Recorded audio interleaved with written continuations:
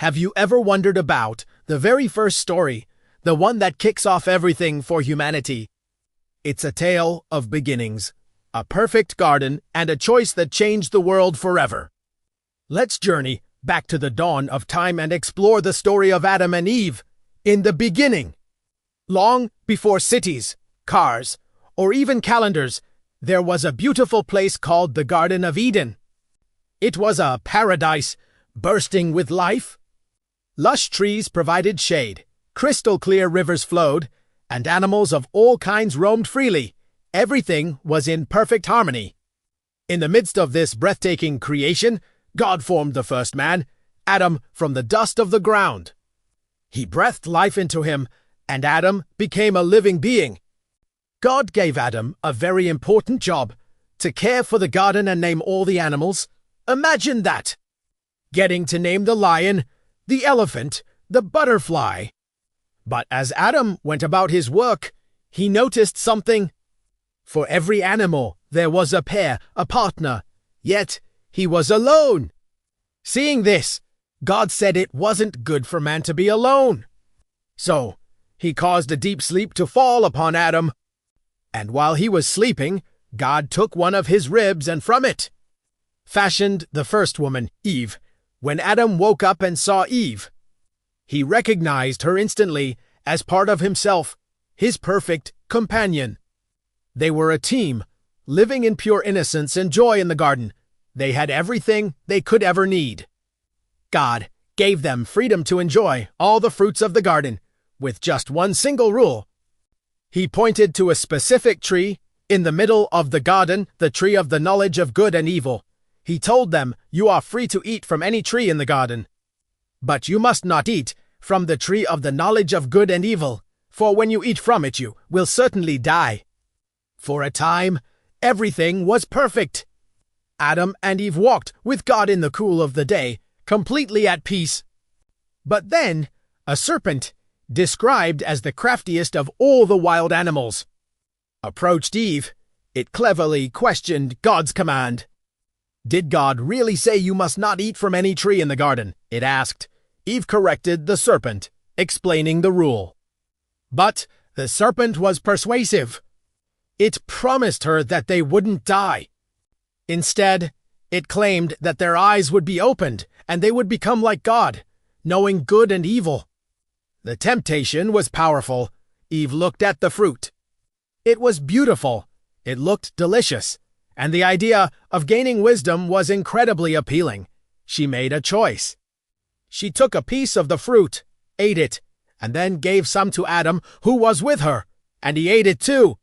In that moment, something was gone. They suddenly felt shame and realized they were naked, so they quickly sewed fig leaves together to cover themselves. When they heard God walking in the garden, they hid. First time, they felt fear. God called out. He already knew, of course, but he was giving them a chance to be honest. Adam blamed Eve, and Eve blamed the serpent. The consequences of their choice were immediate. Trust was broken. They were banished from the beautiful Garden of Eden to prevent them from eating from the tree of life and living forever in their fallen state. Life outside the garden would be hard, filled with struggle and toil. But even in this moment of separation, there was a glimmer of hope. God promised that one day, a descendant of Eve would come who would ultimately crush the serpent's head. This story, the story of Adam and Eve, isn't just about a mistake. It's about the origin of choice, responsibility, and the enduring hope of redemption that echoes throughout human history. It sets the stage for everything that comes after. Thanks so much for watching and exploring this foundational story with me.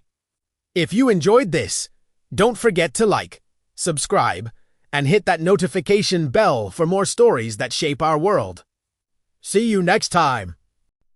Have you ever wondered about the story of the world's first murder? It's a tale of two brothers, Caine and Able. Caine was a farmer, working the soil, while his younger brother Abel was a shepherd, tending to his flock. One day, they both brought offerings to God. Caine presented some of his crops, But Abel brought the best firstborn lambs from his flock. God favored Abel's offering, and this sent Cain into a spiral of jealousy and anger. He couldn't stand that his brother was preferred. God warned Cain to control his anger, telling him that sin was crouching at his door, waiting to master him. But Cain didn't listen.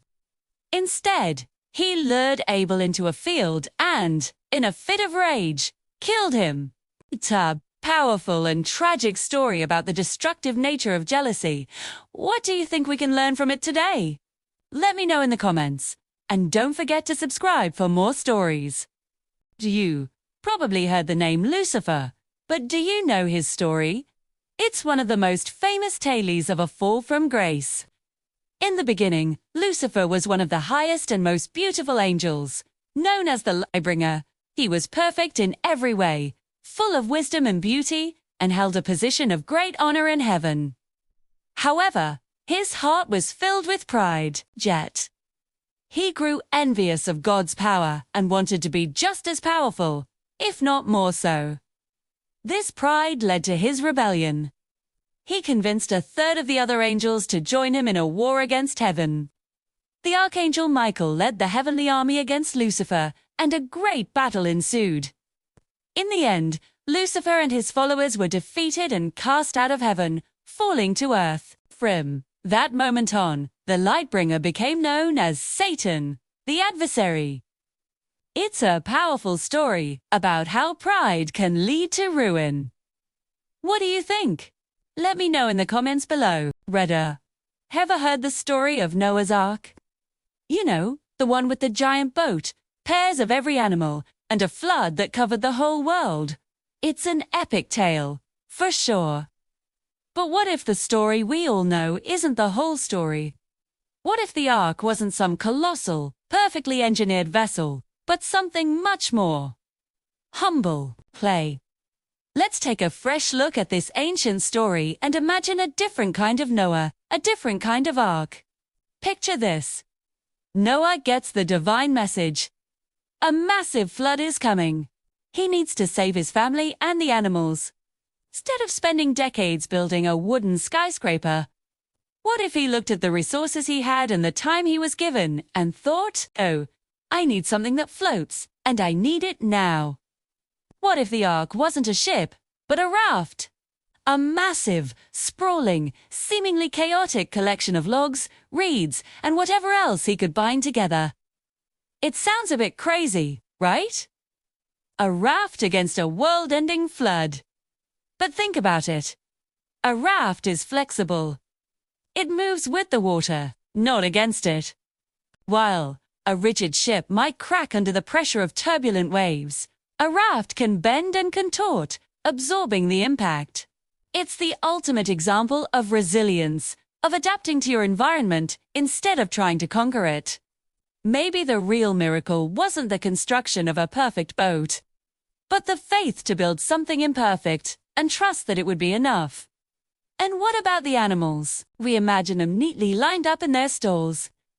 But on a raft, it would have been a beautiful, messy, interconnected community.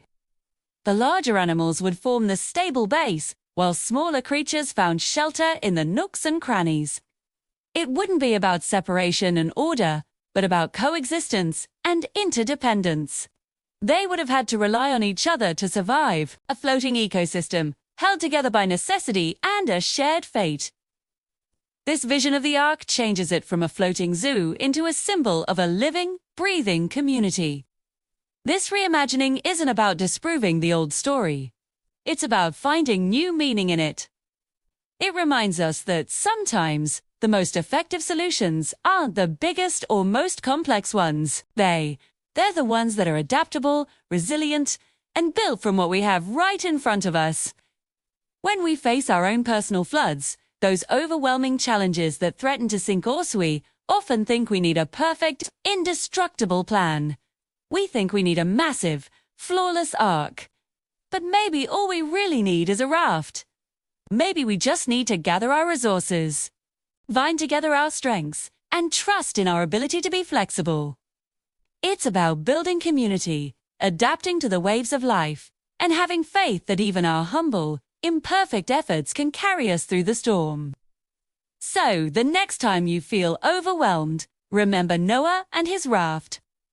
It's a powerful reminder that survival isn't always about brute strength, but about resilience, community, and the courage to float. Thanks for watching. If you enjoyed this different perspective, don't forget to like, subscribe, and share your thoughts in the comments below. See you next time. Have you ever heard a story so powerful it changed the world forever?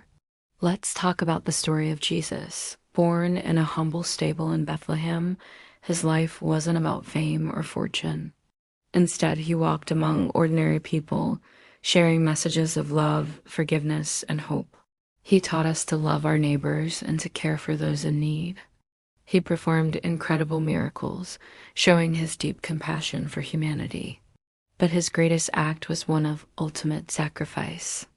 Through his death and resurrection, he offered a path to eternal life and a fresh start for everyone. His story is more than just history. It's a timeless invitation to a life filled with purpose and grace. It's a message that continues to inspire billions around the globe.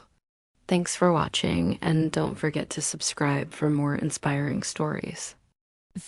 Have you ever wondered about the big questions in life? Like, does God exist? Twos. A huge topic, and people have been debating it for centuries. On one side, you have believers, and on the other, non-believers. So, what's the real difference, and is one path truly better than the other? Let's dive into it. First, let's talk about not believing in God, often called atheism or agnosticism. For many non-believers, the world is understood through science, logic, and observable evidence. If something can't be proven or seen, it's approached with skepticism. This perspective champions human reason and our ability to solve problems and create meaning for ourselves. Life's purpose isn't handed down from a divine source. It's something you create. Values, your goals, your sense of right and wrong, they all come from your own experiences. Empathy and understanding of the world. There's a profound sense of freedom and responsibility in this. You are the captain of your own ship. The universe might be random, but it's also beautiful and awe-inspiring on its own terms. Non-believers often find community and a strong moral compass through humanism, ethical principles, and a shared desire to make this world a better place for everyone, right here, right now. Now, let's look at the other side, believing in God. For billions of people, faith is the cornerstone of their existence. Believing in a higher power can provide a deep sense of purpose and meaning. Life isn't just a random series of events. It's part of a divine plan. This can be incredibly comforting, especially during tough times. It offers a sense of hope that there's something more than what we see, a promise of an afterlife, or a feeling that you're never truly alone. Faith often comes with a built-in community. Churches, mosques, temples, and synagogues are not just places of worship. They're social hubs where people support each other, celebrate together, and navigate life's challenges. Religion also provides a clear moral framework, a set of guidelines on how to live a good and virtuous life. These ancient texts and traditions offer wisdom that has been passed down for generations, helping people find direction and make ethical choices. For believers, surrendering to a higher power doesn't mean giving up responsibility. It means trusting that there's a greater force guiding you and loving you unconditionally. So, which one is the better choice? Here's the thing, there's no universal answer. It's not about which choice is objectively better, but which one is better for you. The real question is, what brings you peace, purpose, and motivates you to be a good person? For some, that comes from scientific inquiry and self-determination. For others, it comes from faith and a connection to the divine. Both paths can lead to a fulfilling, meaningful, and ethical life. A person of faith can be just as compassionate, intelligent, and kind as a person with no faith, and vice versa. The labels atheist, believer, agnostica, Less important than the actions that follow. Are you kind? Are you contributing positively to the world? Are you growing as a person? Ultimately, the journey of belief is deeply personal. It's about exploring, questioning, and finding what resonates with your own heart and mind. The goal isn't to prove the other side wrong, but to understand that we are all on a journey to find meaning. Whether you find that meaning in a star-filled sky, explained by science, or in a prayer, whispered in the quiet of your room, what matters is that you find it. Let's respect each other's paths and focus on our shared humanity. Thanks for watching. What are your thoughts on this? Share them respectfully in the comments below. And if you enjoyed this video, don't forget to like and subscribe for more content that makes you think. And before we end this video, let's talk about the future of our world. It's a topic that sparks both excitement and a little bit of anxiety, right? We're living in an era of unprecedented change, where technology is accelerating at a dizzying pace. So, what could our planet look like in the next century, or even the next millennium? First, let's talk about cities. Imagine megacities that are not just bigger, but smarter. We're talking about urban centers powered entirely by renewable energy, with vertical farms built into skyscrapers feeding millions. Transportation might be completely transformed. Forget traffic jams. Think autonomous electric pods zipping you through underground tunnels, or silent electric aircraft flying you from one part of the city to another. Our homes will become fully integrated ecosystems, anticipating our needs, managing energy consumption, and even monitoring our health in real time. We could see a world where waste is virtually non-existent because everything is recycled or repurposed in a perfect circular economy. Then there's the human experience itself. Advances in biotechnology and genetics could redefine what it means to be healthy. Diseases that plague us today might be eradicated through gene editing. The average human lifespan could extend well beyond 100 years. Augmented reality will likely be seamlessly integrated into our daily lives. Imagine seeing digital information overlaid onto your view of the real world. Whether it's navigating an unfamiliar city, learning a new skill, or just playing a game with friends who are miles away. This fusion of the digital and physical realms will change how we work, learn, and interact with each other. But with great progress comes great responsibility. The challenges we face today, like climate change, won't just disappear. The future of our planet hinges on the choices we make right now. If we don't act decisively to protect our environment, the beautiful, thriving future we imagine could be at risk. Rising sea levels could reshape our coastlines, and extreme weather events might become more common. This is why the shift to sustainable energy, responsible consumption, and global cooperation is not just an option. It's an absolute necessity for our long-term survival. Looking even further ahead, humanity's future might not be confined to Earth. Space exploration could transition from scientific missions to colonization. We might see permanent settlements on the Moon and Mars, serving as stepping stones to exploring the wider solar system. This won't just be a technological achievement. It will be a profound step in ensuring the long-term survival of our species. Spreading out among the stars would make humanity a multi-planetary species, safeguarding our legacy against any single catastrophic event on our home planet. Now, let's touch upon a more somber but important thought. Some ancient prophecies and texts, like the Bible, speak of future events that involve great upheaval and destruction. Interpretations of these texts often mention periods of intense tribulation, societal collapse, and dramatic changes to the earth itself. While these visions can seem frightening, they're also often seen as part of a larger cosmic cycle of renewal and transformation. Many spiritual traditions believe that out of destruction comes rebirth. For example, passages in the Book of Revelation describe a series of events leading to the current world order and the creation of a new heaven and a new earth. These descriptions include cosmic disturbances, widespread conflict, and natural disasters. Now, whether you view these as literal predictions, symbolic allegories for spiritual change, or as warnings about the consequences of human actions, they serve as a powerful reminder of the fragility of our world. The idea isn't to live in fear, but to reflect on our path. Could our current trajectory of environmental degradation, social division, and technological overreach be leading us toward a future that mirrors these ancient warnings? It's a question worth pondering. These texts encourage us to consider our values, our impact on the world, and our relationships with one another. They push us to strive for a better world, one built on compassion, wisdom, and foresight. Ultimately, the future is not a fixed destination. It's a vast landscape of possibilities that we are actively shaping with every decision we make. The technological utopia, the sustainable paradise, the challenging new frontier in space, and even the cautionary tales from ancient texts, they are all potential timelines. See, the path we take depends on us.